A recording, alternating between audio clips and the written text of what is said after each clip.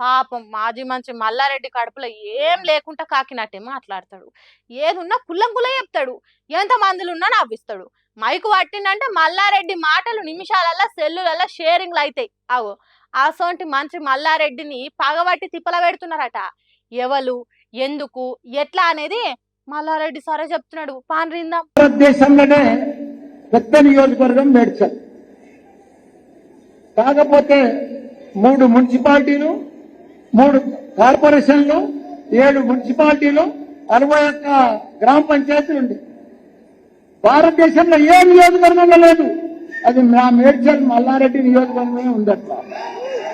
అలాంటి దాన్ని తీసుకుపోయి తుకుడలు చేసి 440 మంది లీడర్లు ఉంటే మాత్రం 220 మంది కౌన్సిలర్లు, కార్పొరేటర్లు ఉండే, సర్పంచులు, వార్డు మెంబర్లు, ఎంపీపీలు, జడ్పీటీసీలు వీళ్ళందరూ మటాస్ అయిపోయారు.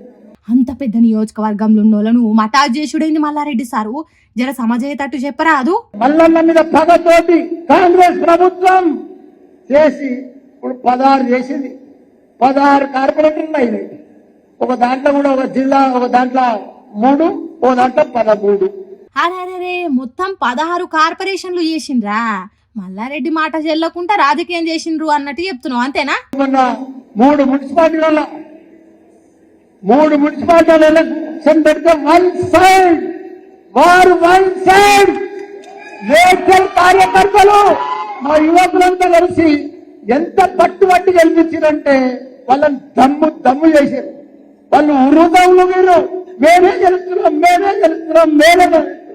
మల్లారెడ్డిని ఓడగొడతామని ఉర్రుతలు